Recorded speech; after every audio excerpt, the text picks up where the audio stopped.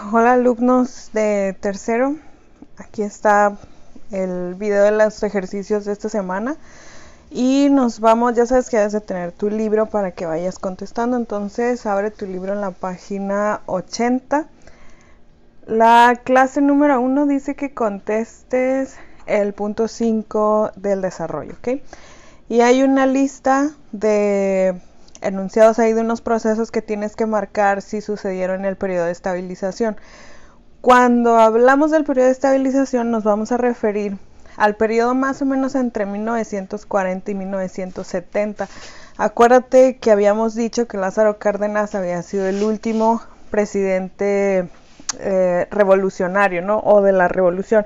Entonces él se va en el 40 y como hasta el 70 más o menos es cuando supuestamente México está estable. Y después va a venir una crisis, luego el liberalismo, etc.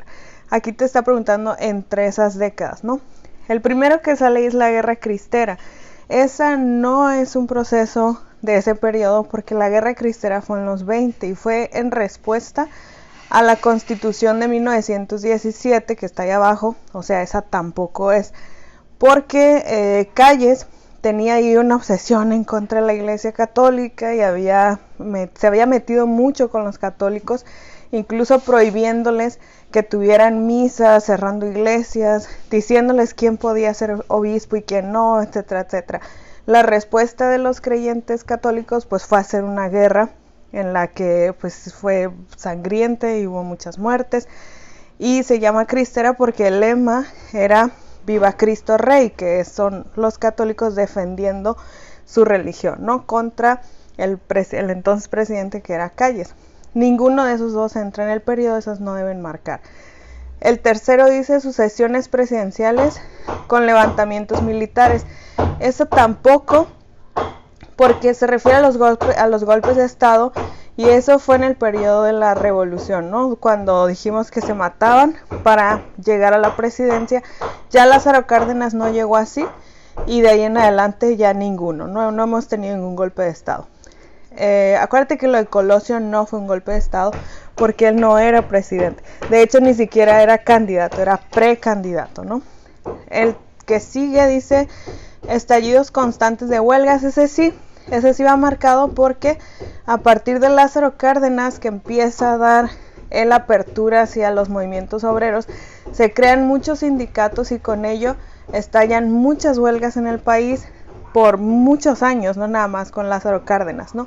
Las huelgas más intensas se van a registrar entre los 60, 70, pero va a haber todas las décadas en adelante. Esa sí. Maximato no, porque es cuando estaba Calles, entonces ya dijimos que eso es antes de Lázaro Cárdenas. Había un meme que tenías que explicar en el Instagram, una trivia, que estaba Calles y luego Cárdenas, no me acuerdo ya qué decía el meme, pero la explicación era que Lázaro Cárdenas quitó a Calles del poder, porque aunque Calles ya no era presidente, él mandaba ahí como títeres a los nuevos presidentes, y a ese periodo se le llamó maximato, cuando Calles mandaba ya sin ser presidente. Cuando entra Lázaro Cárdenas, Calles pensó que iba a hacer lo mismo con él, de manipularlo, y Lázaro Cárdenas pues le dijo no, ahí te ves, no te necesito, ya soy presidente, y lo manda diplomáticamente al extranjero, que como embajador, que es lo que se conoce en la diplomacia. Eso se hace cuando quieres deshacerte en términos pacíficos con una persona incómoda en el gobierno, ¿no? Mejor la mandas a otro país. Esa no. Crisis diplomática con Estados Unidos tampoco, porque esa crisis fue sobre todo en el periodo en el que cambiamos de presidente a cada rato, y Estados Unidos no quería reconocer a algunos presidentes y los obligaba a tener tratos que eran pues en condiciones a favor obviamente de ellos, ¿no? Ahí estamos hablando de Carranza, Obregón, etcétera. Eso, con ellos, cuando estaba ese conflicto. Esa pues tampoco. Las rebeliones que desestabilizaron todos los gobiernos, tampoco, porque esas son el remanente de la Revolución Mexicana, donde ya no son todos, pero sí hay ciertos grupos disidentes que todavía no se han tranquilizado. Entonces esa no. La existencia de miles de partidos, no, porque nunca han existido miles de partidos. De hecho, ni había partidos, ¿no?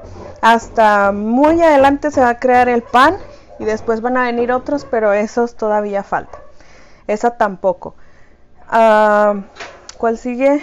Creación de una infraestructura moderna, es así.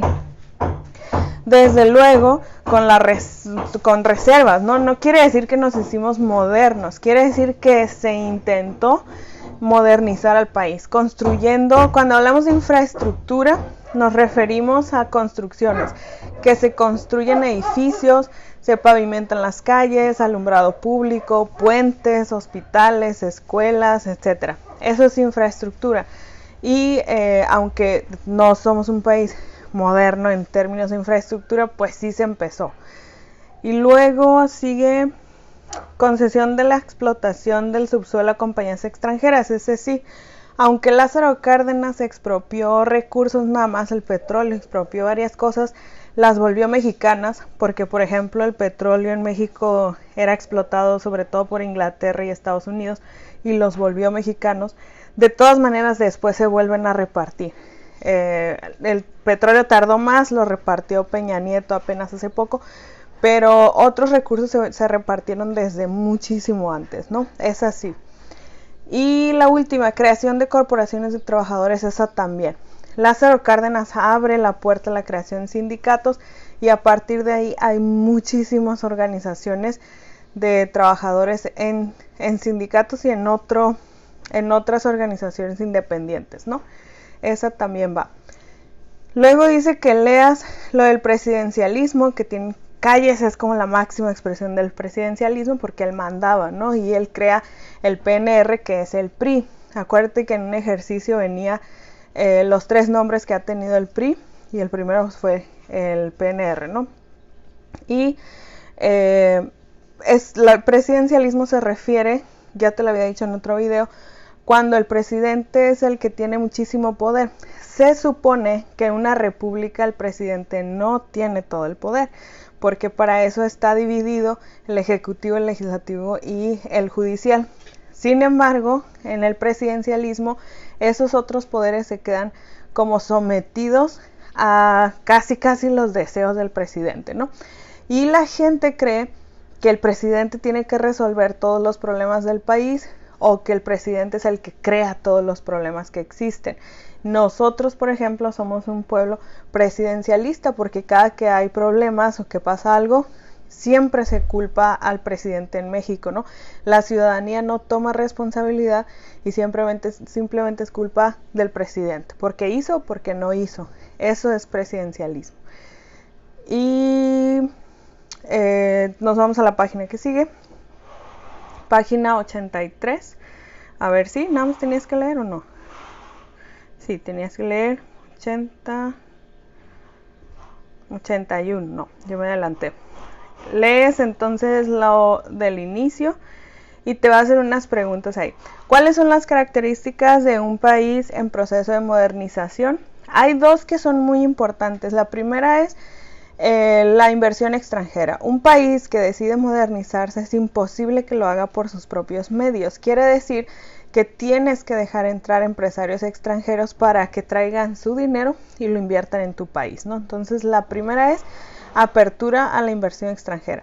Y la segunda que quiero que pongas ahí es el abandono del campo o el rezago en el campo. Quiere decir que cuando un país decide hacerse moderno, lo primero que va a empezar a abandonar es el campo, porque por modernidad se entiende a la industria. Entonces va a favorecer que se abran fábricas y va a hacer que el campo cada vez produzca menos porque no le va a meter dinero al campo. A la larga hay 2 inconvenientes con esto. El primero, que el país queda casi en manos de extranjeros porque ellos, como van a ser los que tienen más dinero, y el dinero manda más que los presidentes, entonces los empresarios extranjeros van a empezar a poner sus condiciones y al presidente y a la Cámara no le queda más que a veces acatar esas decisiones, ¿no? Y la otra es que los campesinos, el abandono del campo, aunque pareciera que fuera mejor la creación de la industria, cuando abandonan el campo no tenemos suficientes alimentos en el país y entonces los tenemos que comprar. Es el caso de nosotros. En México el maíz es la base principal de la alimentación. Y uno pensaría que México, siendo la cuna del maíz, Centroamérica y todo eso, pues que aquí hay un montón. Pero no, de hecho importamos el maíz del extranjero porque no alcanza el maíz que se produce aquí. Eso se traduce en pobreza, ¿no? Porque en vez de yo como país producir mis alimentos, los tengo que comprar. Entonces no resulta muy efectivo a la larga, aunque en el principio se creyó que era lo mejor. La otra dice, ¿qué beneficios obtuvieron los campesinos con la reforma agraria y su conversión a obreros?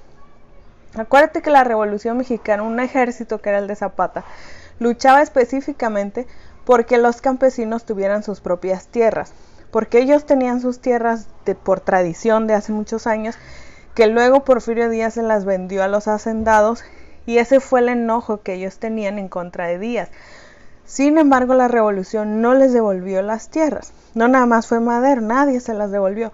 Porque cuando Lázaro Cárdenas hizo por fin la reforma agraria, que era ahora sí contestar esas demandas de los campesinos, él hace la entrega de tierras en un tipo de propiedad que se llama ejido. Creo, no sé si me voy a equivocar, pero creo que somos el único país en el mundo donde todavía existe este tipo de propiedad. El ejido es que yo como gobierno te voy a ceder, te voy a prestar un pedazo de tierra, tú la vas a trabajar, vas a sacar todas las ganancias que quieras de ahí, pero esa tierra no es tuya, no la puedes heredar, no la puedes vender y no la puedes traspasar, nada, o sea, esas tierras para que vivas de ella, ¿no? No es propiedad privada, la tierra sigue siendo del gobierno. Y además te dan la que te toca. Es decir, imagínate que dibujamos una cuadrícula inmensa en el país y cada cuadrito le toca a un campesino, ¿no? Es el que te tocó, no vas a escoger la tierra que tú quieres. La desventaja de todo esto fue que México no es un país en su mayoría fértil, o sea, no toda la tierra del país es fértil y es apta para el campo. Si te tocó un pedazo por allá pues aquí en Tijuana simplemente, pues, ¿qué vas a poner? ¿Qué vas a cultivar? No hay nada, no te va a crecer nada ahí. Son tierras que no son fértiles, en lugares donde ni hay agua. Entonces, si tenías la mala suerte que te tocaba eso, ¿qué podías hacer? Pues nada, seguías siendo pobre, un campesino sin tierra. Y si tenías la buena suerte de que te hubiera tocado un buen pedazo de tierra que era muy fértil, tenías la desventaja que por ser pobre no tenías cómo invertir. Aunque se abrieron bancos específicamente para los ejidatarios, no eran suficientes porque además el campesino no tenía la educación financiera para volver una empresa ese pedazo de tierra, ¿no? Pues sí, tengo una tierra bien fértil, pero no la sé usar.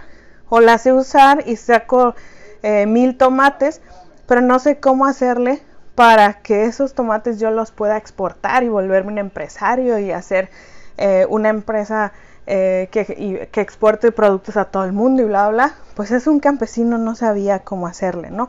Entonces esas tierras se echaron a perder. ¿Qué fue lo que pasó? Que los hacendados se dieron cuenta, los empresarios, y dijeron, bueno, pues entonces voy a rentarte el ejido que te prestaron, campesino, y como yo sé que te estás muriendo de hambre y que te urge que te den algo de dinero, pues te lo voy a rentar bien barato. Y a los campesinos no les quedó de otra, a los ejidatarios, más que aceptar unas rentas mediocres por un pedazo de tierra que enriqueció otra vez a los hacendados, a los ricos, y a los campesinos no. Eso fue todo el chiste de la reforma agraria. ¿Qué beneficios obtuvieron? Ninguno. Y peor con ser obreros, porque tenían que abandonar su estilo de vida en el campo para irse a la ciudad donde no tenían a nadie y pues integrarse a las filas de las fábricas por un salario miserable, ¿no? ¿Qué beneficios? Pues ninguno. ¿Cómo contribuyeron los avances en la educación? Pues ahí sí, ahí podemos darle crédito al país un poco, porque sí, se hizo el esfuerzo por poner más escuelas. Empezó lo del libro de texto gratuito para que no tuvieran que comprar sus libros los estudiantes, que hasta la fecha están en las escuelas públicas. Los libros no los venden, los dan, los prestan, porque por ejemplo a nosotros nos entregaban los libros para nuestro grupo de 30 alumnos, bueno, las públicas son 40, 50 alumnos, y esos libros los niños no los tienen que entregar al finalizar el ciclo escolar. El problema es que pues los entregan rotos, rayados, etcétera, y ese mismo libro le toca al niño que viene y al que viene. Así que todavía es muy deficiente la repartición del libro de texto gratuito, ¿no? Pero bueno, sí se hicieron escuelas y hospitales. Te vas a la página que sigue, en la que vas a tener que leer los textos que están ahí para ver lo de las gráficas. Eso tú lo puedes hacer. Y en la que sigue hay un cuadro que dice reforma agraria. Los campesinos obviamente esperaban tierras propias, ¿no? Ser dueños de su propiedad. Y luego dice, el reparto de tierra se concibió como en forma de ejidos, y pon por favor la definición del ejido ahí abajito. O sea, yo esperaba que el gobierno me diera las tierras, pero no me las dio, la prestó y la tuve que rentar a un precio muy barato. En la alfabetización vas a buscar en la lectura cuáles son los estados con alto porcentaje de analfabetas, que seguramente son del sur, porque en el sur hay más población, o sea, es cuestión de población, ¿no? Acá pues había muchos analfabetas, pero no eran tantos los habitantes del norte como en el sur.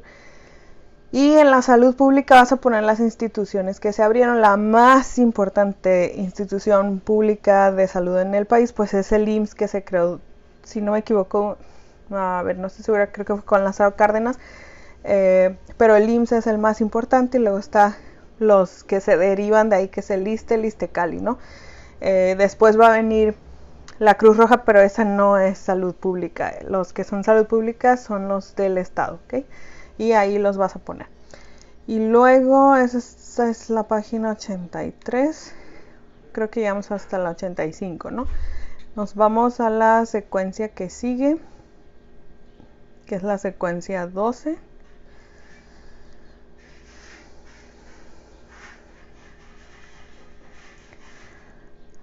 Secuencia 12, inicio y desarrollo, y esas son las dos que faltan, ¿no? 84. Dice, hay un cuadro para que preguntes con yo creo que tus abuelos no vivieron en ese tiempo, pero a ver a alguien de tu familia, yo sé que no los ves, pero para eso están las redes sociales, que le preguntes a alguien que te pueda hablar sobre esas décadas, para que pongas la información de ahí, ¿no?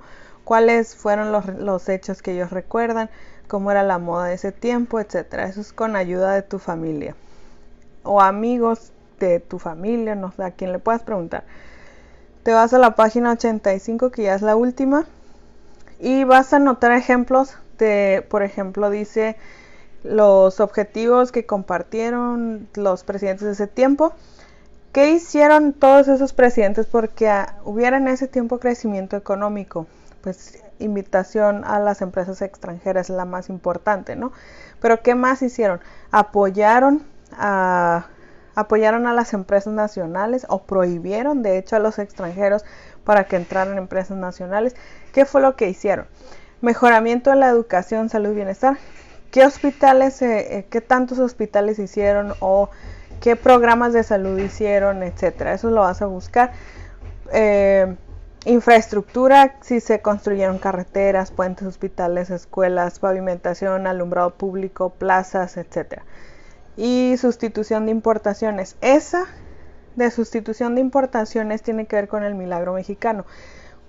Hubo este periodo en el que los países pensaron, que sí tiene hasta lógica, los países pensaban que no podían ser países ricos si tenían que importar la mayoría de los productos, lo cual es lógico, ¿no? O sea, si yo tengo que comprarle al extranjero casi todo lo que consumo, entonces me sale muy caro y no me puedo hacer rico. ¿Qué es lo que tengo que hacer para hacerme rico? Producir los productos que yo necesito en mi país para no pagar una importación. Y entonces en México casi que se prohibió la entrada de inversiones extranjeras. No se puede prohibir, pero se les pusieron muchas trabas a los empresarios extranjeros para que los nacionales crecieran. Y entonces empezaron a surgir empresas nacionales. El problema fue que como buenos mexicanos que somos, por cultura mexicana que tenemos, no resultó. ¿Por qué? Porque los empresarios mexicanos se dieron cuenta, o más bien empezaron a decir, a ver, imagínate que a ti te gusta tomar Coca-Cola y no puedes porque Coca-Cola no puede entrar al país. Y entonces en México dicen, bueno, vamos a crear México Cola, ¿no? Y va a ser muy parecida. Como no tienes otra opción, te vas a comprar un México Cola. Y vas a ver bien mala, porque ellos van a decir, no te gusta, pues compra de la otra, pero ¿en dónde? Y entonces no vas a ver nada más mala. El precio que va a pasar, ¿va a subir o bajar? Va a subir. Porque ellos te van a decir, no, pues si la coca vale 7 pesos en otros lados, aquí mi México Cola va a valer 20 pesos. Porque para ellos era muy fácil decir, no te gusta, no la compres. Pero el problema es que no hay otra opción, ¿sí? Y eso es un lujo, un antojo. Imagínate ahora traducirlo a productos de primera necesidad. Que no te vendan una pasta dental de calidad, o papel de baño de calidad, o alimentos de calidad, o ropa de calidad, etcétera. Todo eso empezó a suceder. Entonces los empresarios mexicanos, en vez de aprovechar esa gran oportunidad que el gobierno les dio, pues se agandallaron, por decirlo así, y empezaron a vender un cochinero carísimo. Cuando era insostenible ya protegerlos, a eso se le llama proteccionismo, México tiene que dejar entrar a las empresas extranjeras. ¿Y qué crees que pasó con las empresas mexicanas? Pues nadie más les quiso volver a comprar y se fueron a la quiebra, ¿no? Entonces el proteccionismo en nuestro país no sirvió por la cultura gandaya que tenemos. En otros países ha resultado una estrategia económica excelente, como en Japón o en Alemania, que son los mejores ejemplos, ¿no? Ellos fabrican muchísimos de sus productos y son los mejores que hay. Entonces ellos no tienen necesidad de productos extranjeros, o sea, de algunos productos extranjeros. En nuestro caso, pues no. Y luego el último cuadro que está ahí dice que lo completes con las 3 frases. La reforma agraria inconclusa, porque además no se alcanzó a darle tierra a todos, para el desarrollo o sin ayuda para el desarrollo del campesinado.